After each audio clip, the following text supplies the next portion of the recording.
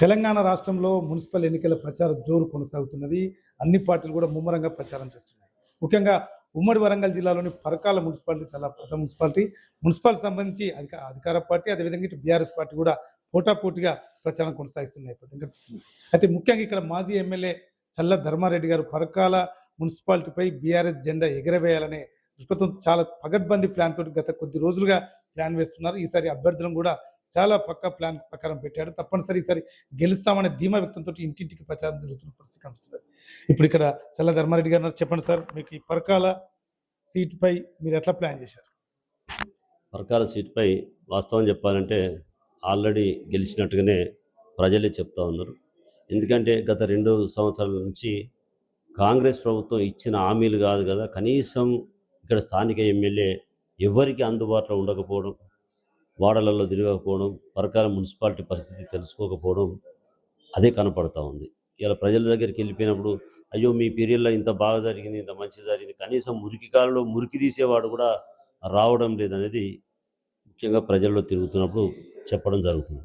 అయితే వాస్తవంగా చూస్తే కూడా నిజంగా ఆయనకు మరి పరకాల పైన పట్టు లేకపోవడం కావచ్చు, కార్యకర్తల మీద పట్టు లేకపోవడం కావచ్చు, అప్పటికే మా మున్సిపాలిటీలో మా పార్టీ గెలిచి ఉండడం దానికి కొంత ఆయనకు గ్యాప్ ఏర్పడినట్టుంది. అయితే ఇక్కడ పరకాల పట్టణం చాలా పేదరికంలో ఉన్నటువంటి, ముఖ్యంగా వ్యవసాయ కూలీలు ఎక్కువ ఉంటారు. పరకాల పట్టణం అన్నట్టే కానీ ఇక్కడి నుంచి పల్లెలకు రైతు కూలీలుగా పోతారు. వాళ్ళు పల్లెల్లో మాట్లాడుకున్నది కానీ రైతుల గోస కానీ మాట్లాడుతున్నది కూడా చెప్తా ఉన్నారు. అసలు ఈ ప్రభుత్వం ఏం చేయలేదు, కనీసం లాస్ట్ యూరియా కూడా అందియలేని ప్రభుత్వం కనపడుతుంది, మాకు చేసింది ఏం లేదు, ఖచ్చితంగా ఈసారి మళ్ళీ కేసీఆర్ని గెలిపించుకోవాలి, కారు గుర్తు మీద నేస్తాం, బీఆర్ఎస్ పార్టీ అభ్యర్థులనే గెలిపిస్తామని చెప్పి ప్రజలే చెప్తా ఉన్నారు. అయితే ఒకటే, ఇప్పుడు మీరు ఈ మున్సిపాలిటీ కనుక గెలిచినట్టు ఉంటే మీరు ఎటువంటి హామీలు ఇస్తున్నారు ఈ పరకాల మున్సిపాలిటీ పరంగా? మేము హామీలు ఇవ్వడం లేదు, వాస్తవం మేము చేసినే చెప్పుకుంటా ఉన్నాం. కాంగ్రెస్ పార్టీ, కాంగ్రెస్ ప్రభుత్వం చేసేది ఏం చెప్పలేకపోతాను.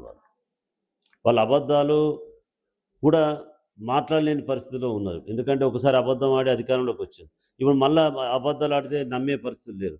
అదే మేము పాత చెప్పినే చేసుకుంటున్నాం. వాళ్ళ వైఫల్యాలు విఫలమైనవన్నీ కూడా ప్రజలు చెప్తా ఉన్నాం. ఇది ఇస్తానన్నది ఏది? 2500 మహిళలకు ఇచ్చారా అని అడుగుతున్నాం, ఇవ్వలేదని చెప్తున్నాం. 4000 పెన్షన్ ఇస్తున్నాడా? ఇవ్వలేదని చెప్తున్నారు. మరి తులం బంగారం ఇచ్చారంటే ఇవ్వలేదని చెప్తా ఉన్నారు. మరి రైతు బంధు ఇచ్చారా అంటే 4 సార్లు ఎగ్గొట్టినని వాళ్ళే చెప్తా ఉన్నారు. రైతు బీమా వచ్చిందంటే మొత్తం క్యాన్సల్ అయిందట కదా సార్ అని చెప్తా ఉన్నారు. ఇలా అమ్మాయిలను అడిగి స్కూటీలు వచ్చినాయంటే స్కూటీ ఎక్కడి సార్ అని అడుగుతా ఉన్నారు. అంటే ప్రజలే వాళ్ళు ఇచ్చిన హామీలో ఏదో ఒకటి చేయలేకపోయారు.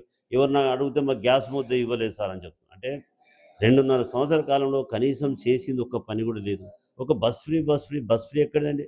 ఒకటి కొంటే ఒకటి ఫ్రీ అంటాను, భర్తకు డబుల్ టికెట్, భార్యకు ఫ్రీ, ఒకటి కొంటే ఒకటి ఫ్రీ అంటున్నారు. అంటే ఈ విధంగా ఈ ప్రభుత్వం ఉన్నది అని చెప్పి ప్రజలే చెప్తా ఉన్నారు. మేము రేపు 12వ తారీఖు 13వ తారీఖు నాడు రిజల్ట్ వచ్చినాక మీకు తెలుస్తుంది. 11వ తారీఖు నాడు బ్రహ్మాండంగా బీఆర్ఎస్ పార్టీకి ఓట్లు వేయబోతున్నారు. మీరు చివరిగా ఒకటే ప్రశ్న, ఈ పరకాల మున్సిపాలిటీ సంబంధించిన ఓటర్లను ఏం విజ్ఞప్తి చేస్తున్నారు?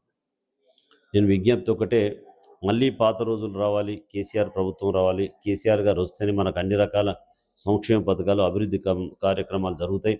ముఖ్యంగా మీకు ఇచ్చే 2000 రూపాయలు కూడా 2 నెలలు ఎగ్గొట్టినని ముసళ్ళు అంటున్నారు. అవన్నీ ఖచ్చితంగా మా ప్రభుత్వం వస్తేనే చేయగలుగుతాం.